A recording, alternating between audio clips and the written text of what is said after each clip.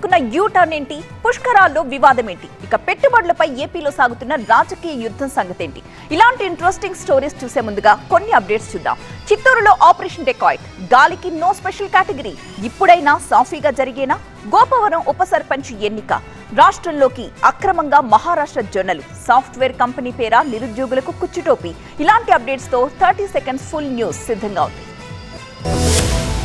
లింగ నిర్ధారణ పరీక్షలపై చిత్తూరు జిల్లా కలెక్టర్ కొరడా జలిపిస్తున్నారు. తమిళనాడు వైద్య ఆరోగ్య శాఖ అధికారులతో కలిసి చిత్తూరు జిల్లా కలెక్టర్ ఆపరేషన్ డెకాయిట్ లో భాగంగా లింగ నిర్ధారణ జరుపుతున్న కేంద్రాలపై దాడులు జరిపారు. చిత్తూరులోని భరత్ నగర్ కాలనీలో ఒక ఇంట్లో గుట్టు చప్పుడు కాకుండా కొనసాగుతున్న లింగ నిర్ధారణ పరీక్షా కేంద్రంపై దాడి చేసి తమిళనాడు కృష్ణగిరికి చెందిన ముఠాను పట్టుకున్నారు.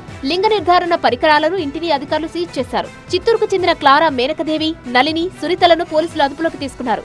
తిరుపతికి చెందిన ఒక డాక్టర్ ఈ ముఠాలో ఉన్నట్లు పోలీసులు గుర్తించారు.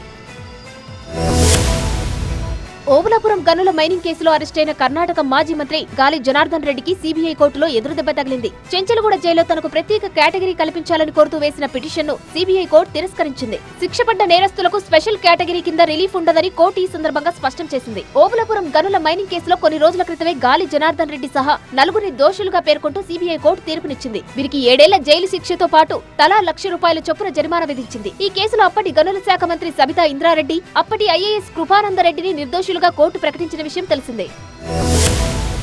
కడప జిల్లా గోపవరం ఉప సర్పంచ్ ఎన్నిక అంశం మళ్లీ రాజుకుంది. మార్చి 27న జరిగిన ఉప సర్పంచ్ ఎన్నిక వివాదాల నడుమ వాయిదా పడడంతో తాజాగా ఉప సర్పంచ్ ఎన్నికను ఈ నెల 19న జరపాలని నోటిఫికేషన్ జారీ చేశారు. గత ఎన్నికల్లో టీడీపీ నేతలు అధికార దుర్వినియోగానికి పాల్పడ్డారని ప్రొద్దుటూరు మాజీ ఎమ్మెల్యే రాచమల్లు శివప్రసాద్ రెడ్డి ఆరోపించారు. ఈసారైనా ప్రజాస్వామ్యబద్ధంగా ఎన్నికను నిర్వహించాలని జిల్లా కలెక్టర్, జిల్లా ఎస్పీలను కలిసి వారికి వినతి పత్రం అందజేశారు మాజీ ఎమ్మెల్యే రాచమల్లు. ప్రొద్దుటూరు పంచాయతీలో మొత్తం 20 మంది వార్డు సభ్యులున్నారు. వీరిలో 13 మంది వైఎస్ఆర్సీపీ సభ్యులుండగా టీడీపీకి 7 సభ్యులున్నారు.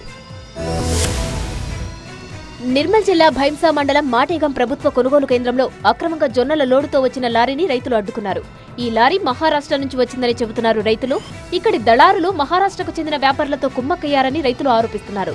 తెలంగాణ ప్రభుత్వం భారీగా మద్దతు ధర ఇచ్చి జొన్న పంటను కొనుగోలు చేస్తుండటంతో స్థానిక దళారులు మహారాష్ట్రకు చెందిన వ్యాపారులతో కుమ్మక్కై అక్కడి జొన్నల కొనుగోలు ప్రక్రియకు తెరలేపారని అంటున్నారు. రైతుల ఆందోళనపై సమాచారం అందుకున్న రెవెన్యూ అధికారులు అక్కడికి చేరుకుని జొన్నల లోడుతో కూడిన లారీని సీజ్ చేసి పోలీస్ స్టేషన్కు తరలించారు. గచ్చిబౌలి పరిధిలో మరో సాఫ్ట్వేర్ కంపెనీ బోర్డు తిప్పేసింది. ఉద్యోగాలు ఇప్పిస్తానని నిరుద్యోగుల నుంచి డబ్బులను దండుకొని నిండా ముంచేసింది. ప్యూరోపాల్ creation and IT solution company తమది కన్సల్టెన్సీ కమ్ ఐటీ కంపెనీగా చెబుతూ ట్రైనింగ్ ఇచ్చి ఉద్యోగాలు ఇప్పిస్తానంటూ నిరుద్యోగులను లక్ష్యంగా చేసుకుని దోపిడీకి పాల్పడింది.